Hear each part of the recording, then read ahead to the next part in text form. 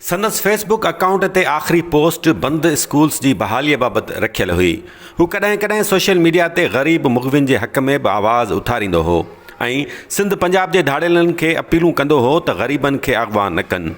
सिंध जे धाड़ेलनि वांगुरु पाण खे ज़ुल्म जो सताइल सॾाईंदो हो। हू को फिल्मी न पर असली गैंगस्टर हो।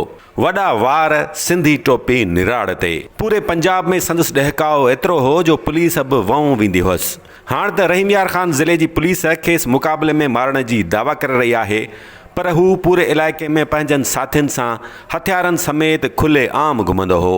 मजाल आहे जो रहीम यार ख़ान पुलिस संदसि वेझो बचे। हू पुलिस खे सरे आम धमकियूं ॾींदो हो, कंहिं महिल सिराइकीअ में त कंहिं महिल सिंधीअ में। आम माफ़ी ईअं थींदी सॼनि जा केस सरकारी ख़तम थियनि, उनको बाद में सॼे बि हथ ॾींदा, सॼो कुझु बि माहौल। हू जान मोहम्मद उर्फ जानू इंढड़ हो। संदसि ऐं संदसि साथियुनि जे मौत जे हवाले सां 3 अलॻि अलॻि कहाणियूं साम्हूं आंदियूं वयूं आहिनि। कहाणी नंबर 1, रहीम यार ख़ान पुलिस पारां जानू इंढड़ ऐं संदसि साथियुनि खे मुक़ाबले में मारण जी दावा। कहाणी नंबर 2, कश्मीर पुलिस पारां जानू इंढड़, सूमर शहर ऐं ॿियनि धाड़ेलनि खे मौत जी निंड सुम्हारे शहीदनि जो पलांद वठण जी दावा। ऐं कहाणी नंबर 3, जानू इंढड़ पंहिंजे भाइटे मुशीर इंढड़, सूमर शहर ऐं शहज़ादे दश्ती समेत उस्मान उर्फ जिनसार चांडे पारां दोखो ॾेई मारियो वियो। चयो पियो वञे त पंजाब जे इलाइक़े अलीपुर वासी उस्मान उर्फ जिनसार चांडिया संदसि संगत खे दावत ते घुराए दोखो ॾेई मारे छॾियो ऐं फरार थियण जी कोशिश में रस्तो भटकी वञण सबबि धाड़ेलनि जे साथियुनि पारां बेरहमाने तरीक़े सां मारियो वियो। हाणे सचाई कीअं साम्हूं ईंदी, केरु साम्हूं आणींदो? ख़ैर, अॻिते वधूं था।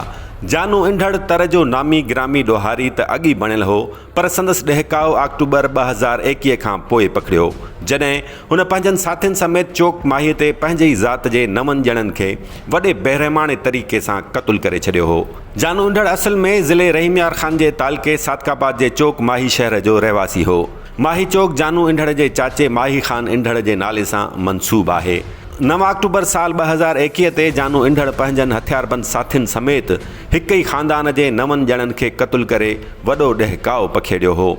मार्जी वेलनि में नज़ीर इंढड़, ग़ुलाम नबी इंढड़, पीरबख्श इंढड़, मुनवर इंढड़, फारूक इंढड़, मोहम्मद शरीफ़ इंढड़, ज़हीर इंढड़, अब्दुल रज़ाक इंढड़ समेत हिकु महिमान पिणु शामिल हो।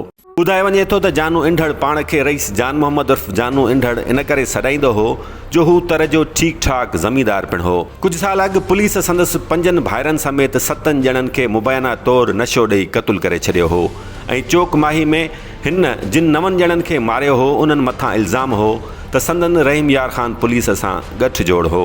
हू बि सिंध जे धाड़ेलनि वांगुरु इहा दावा कंदो हो त खेसि पुलिस धाड़ेल बणायो आहे। हमारे भी इस जिला रहीम यार ख़ान पुलिस ने नाजायज 7 आदमी मारे थे, जिसमें हमारे 5 सक्के भाई थे और 1 भतीजा था। बहरहाल कुझु बि हुजे, ज़ुल्म जो हिकु बाब बंदि थी वियो। जानू सां बि इहो ई थियो जेको अक्सर वॾनि धाड़ेलनि सां थींदो आहे, यानी दोखो। माण्हुनि खे मारे कचो वसाईंदड़नि जो अंजाम ॾाढो जल्दी थींदो आहे। ॿियनि जूं ज़िंदगियूं तबाह कंदड़ पाण बि नंढी वईअ में अज़ल जा राही थींदा आहिनि।